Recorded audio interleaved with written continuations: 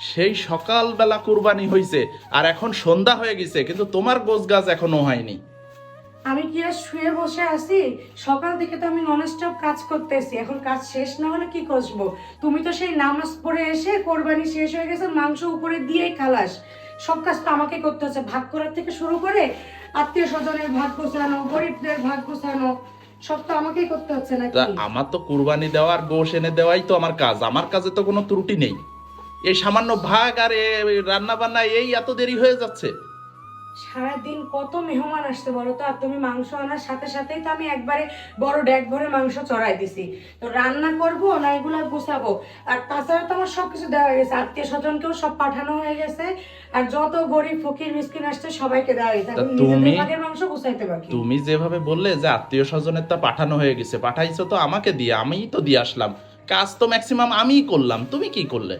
এখন ঘরে মাংস আনার পরে মাংস ভাগ করা থেকে শুরু করে প্যাকেট করা পর্যন্ত সব আমি করে দিচ্ছি, তুমি শুধু গিয়ে গিয়ে দিয়ে আসছো। এইটুকু যদি না করো, এই কাজটুকু কি আমি করবো? গোশ এনে দিলাম আমি, দিয়ে আসলাম আমি, মাঝখানে একটু ভাগ করছো, তাই এখনো কাজ শেষ করে এখনো উঠে পর্যন্ত পারোনি। ঈদের দিন সকাল থেকে রাত থেকে এখনো গোসল করে একটা নতুন কাপড় পর্যন্ত পরতে পারিনি। মনে হচ্ছে কি আজকে আমি জরিনা খালা হয়ে গেছি। শোনো, এই ঘরের বউরা এই একটা দিনই ক্যাটরিনা থেকে জরিনা হয়ে যায়। আর এই জন্যই তো তুমি এত মজা নিচ্ছ, তাই না? কি এমন মজা নিলাম আমি? আমি তো দেখতেছি, এই যে বললা ক্যাটরিনা আর জরিনা। তা তুমি যে সারা বিকাল দেখলাম কি পরিষ্কার করতেছো, তা কি পরিষ্কার করে উঠতে পারছো? ভুড়ি খাওয়ার সময় তো খুব মজা লাগে, আর বউ যখন পরিষ্কার করে এখন সেইটা নিয়েও কথা বলতেছো না, যে সারা বিকাল ধরে পরিষ্কার করছি। হ্যাঁ দেখলাম তো, একবার ভুড়ি আর একবার কি কলিজা নিয়ে বসছো। প্রায় আমার কাজ শেষ, এই যে আমার নিজের যে মাংস মানে ফ্রিজে রাখবো সেইগুলোও প্যাকেট করা হয়ে গেছে, এখন ফ্রিজে উঠানোর পরে আমি গোসল করে ফ্রেশ হয়ে আমার সারাদিনের কাজ শেষ। মানে আজকে একটু ভাবলাম তোমাকে ঈদের দিন নিয়ে একটু ঘুরতে যাব, তার সন্ধ্যা হয়ে গেছে এখনো গোছগাছ করে উঠে পারলে না তুমি।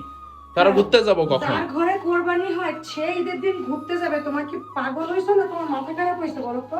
কেন? সন্ধ্যার আগে সব কাজ বাজ হয়ে যাবে, সন্ধ্যার পরে ঘুরতে বেরোবো। এইসব ঘোরাঘুরি বিয়ের আগে করে নিছি, এখন ভুলে গেছি।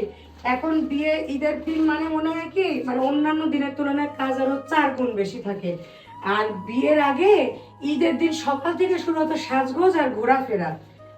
আচ্ছা, তুমি কুরবানি দিবা বলে যে ডিপ ফ্রিজ কিনলা আমার কাছ থেকে, কিন্তু তোমার যে গোশ আছে দেখতেছি, তাই এর জন্য তো আর ফ্রিজ কিনা লাগতো না।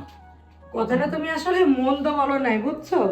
তবে একটা বিষয় কি জানো, কি? প্রকৃতি সুখ কিন্তু আসলে ভোগে না, ত্যাগে কিন্তু প্রকৃত সুখ। দেখো, এই যে কোরবানি দেওয়ার পরেও আমার ডিপ ফ্রিজে কিন্তু আমার নর্মাল যে খাবারগুলো সেইগুলা দিয়ে ভর্তি।